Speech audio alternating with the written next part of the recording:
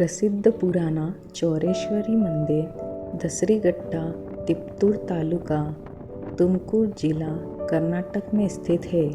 श्री चौडेश्वरी मंदिर में एक पंचलोहा मूर्ति जो मौखिक रूप से या मन से भी कोई प्रश्न पूछे जाने पर उत्तर लिख देती है। आपको अपने प्रत्येक प्रश्न के लिए एक टिकट खरीदना होगा। वे आपसे एक व्यक्ति या परिवार के लिए लगभग 100 रुपये का शुल्क लेंगे। आप 3-4 प्रश्न पूछ सकते हैं। देवी चौडेश्वरी के सामने 2 लोग प्रश्न पूछने के लिए बैठ सकते हैं। सभा के दौरान 2 अनपढ़ लोग उस देवता को उठाते हैं जिसके शीर्ष पर कलश होता है, और एक बार प्रश्न पूछे जाने पर देवता के प्रमुख चावल के आटे पर सहजता से लिखते हैं। प्रश्न किसी भी भाषा में पूछा जा सकता है: कन्नड़, हिंदी, अंग्रेजी, कोंकणी, तेलुगु आदि। देवता के प्रमुख कन्नड़ भाषा में उत्तर लिखते हैं। ऐसा कहा जाता है कि सैकड़ों साल पहले कर्नाटक में रायचूर जिले के पास तुंगा नदी के तट पर नंदवारा नामक एक राज्य था। एक पौराणिक कथा के अनुसार नंदवारा के राजा शक्ति उपासक थे। दिव्य मंत्र शक्ति की मदद से राजा सुबह 4 बजे उठते थे, काशी पहुँचते थे, पवित्र गंगा में स्नान करते थे और सुबह होने से पहले अपने राज्य लौट आते थे और नंदवारा में देवी की पूजा करते थे। यह उनका दैनिक अभ्यास था। महारानी को उनके अनुपस्थिति पर संदेह हुआ और उन्होंने राजा से प्रश्न किया। राजा ने सब कुछ विस्तार पूर्वक बता दिया। उसने राजा की परीक्षा लेने का मन बनाकर उसे भी अपने साथ ले जाने के लिए बाध्य किया। राजा ने अनिच्छा से स्वीकार कर लिया।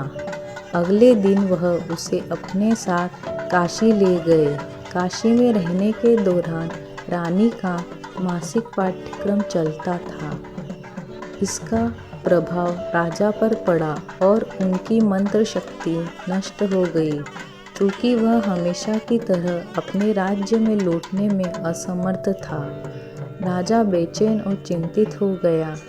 गंगा के किनारे चलते समय कोई उपाय न मिलने पर उन्होंने ब्राह्मणों के एक समूह को चंडी होम करते देखा और उनके पास गए।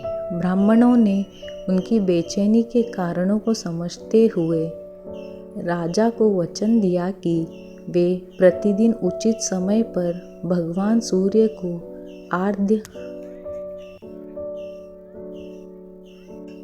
देकर जो कुछ भी उन्होंने अर्जित किया है उसका 1/4 हिस्सा पुण्य के रूप में देंगे, जिससे रानी शुद्ध हो जाएगी और उन्हें अपने राज्य में लौटने में सक्षम करें। उन्होंने राजा से पूछा कि वह उनकी मदद के बदले में उन्हें क्या देगा।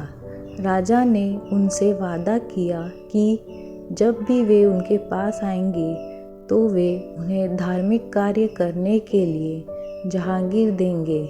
इस प्रकार राजा को ब्राह्मणों से शक्ति प्राप्त हुई और वह अपने राज्य में लौट आया। उन्होंने फिर कभी अपनी मंत्र शक्ति का प्रयोग नहीं किया।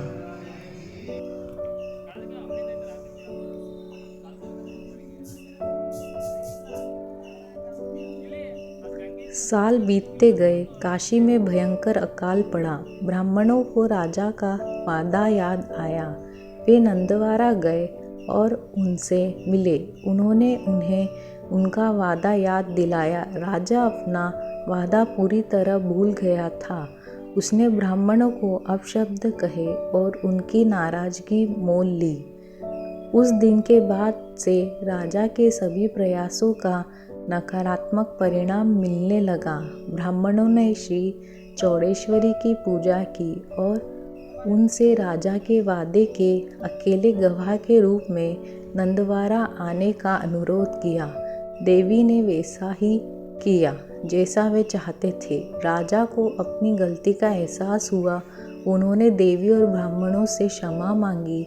इस प्रकार नंदवारा में बसे ब्राह्मणों के राजवंश को नंदवारिक के रूप के नाम से जाना जाने लगा और चौड़ेश्वरी उनकी कुल देवी बन गई। वह तोगता वीरस की पारिवारिक देवी भी है। तुंगभद्रा के तट पर नंदवारा में चौड़ेश्वरी का एक सुंदर मंदिर अभी भी मौजूद है और वर्ष के सभी दिनों में उनकी पूजा की जाती है। लगभग 300 साल पहले तिप्तूर के पास जसवंत राय नामक एक प्लेयागर रहता था। वह अपने राज्य का विस्तार करना चाहता था। श्री चौड़ेश्वरी की शक्तियों के बारे में जानने के बाद वह नंदवारा गए और पूरी श्रद्धा के साथ उनसे प्रार्थना की। देवी उनके सामने प्रकट हुई और पूछा कि वह क्या चाहते हैं। प्लेयागर ने अपनी इच्छा प्रकट की।